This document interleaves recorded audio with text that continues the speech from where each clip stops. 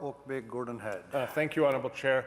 The question I have for this section, I'll ask it once and not repeat it for the other sections. It's with respect to different types of classes of vehicles. Now, I recognize the Minister had outlined the existing legislation and the taxes that apply below $125,000.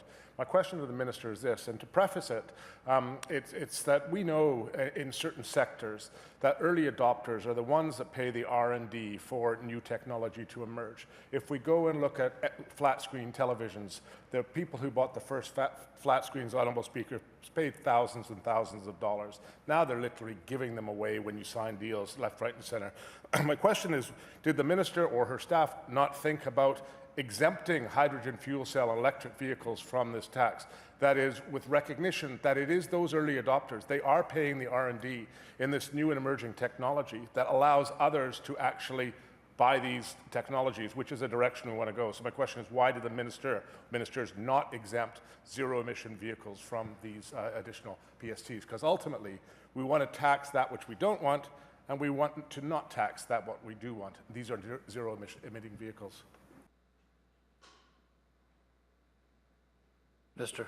Thank you very much, Honourable Chair, and thank you to the member for the question. In fact, we did take a look at battery electrical vehicles available in British Columbia. We did look at prices because the member is quite right. It's obviously an area we want to incent support for.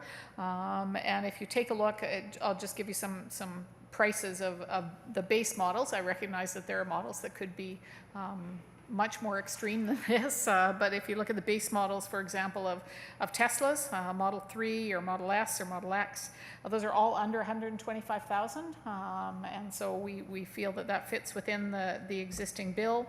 Nissan Leaf, for example, is $35,000. Fortwo electric drive, $29,000. So if you take a look at the prices, a BMW i3 is $50,000. They're all well within the range and under the $125,000. So we felt that that was a reasonable approach and didn't penalize, as the member has suggested, the kind of behavior that we want to incent. Member. Thank you, Honourable Chair. Just to follow up, though, in fact, as the technologies emerge, you couldn't buy a hydrogen fuel cell. We don't know whether that's going to be the technology of tomorrow, but suppose a company decides to put that on the market, it's zero emitting. We don't know that we would want to invest, let the early adopters actually pay the price if they want to have that niche article and not tax them. But in addition, we're now talking about driverless vehicles. The high-end Teslas, the Model X, actually has a driverless components to it. And to get 125, it goes rather quickly.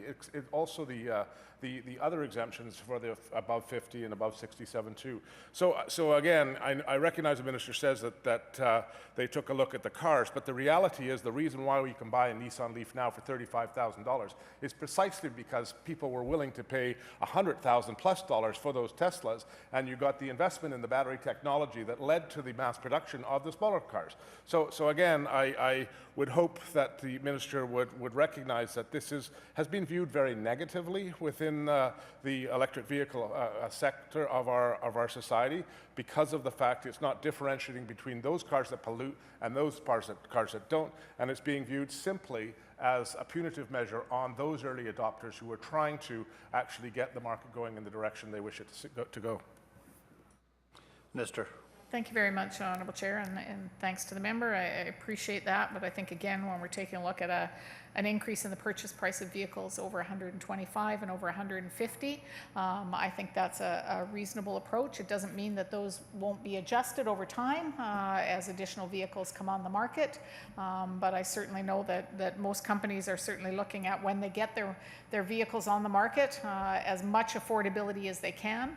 There's certainly other incentives that are often offered, whether it's a rebate for an electric vehicle or otherwise. There are other kinds of rebates that occur as well, but we felt that this was a fair process, and as I said, when I take a look at the models that are on the market, I think even Tesla, when you're looking at 122,006, that's still a fairly pricey vehicle. We think 150 and 125 are a reasonable approach, but I take the member's point and understand that always there are opportunities to go back and take a look. As I said earlier, to a number of taxes we've talked about, there are always opportunities at the end of each year to take a look at their impact, to take a look at whether they've been effective or not, and adjust as may or may not be needed.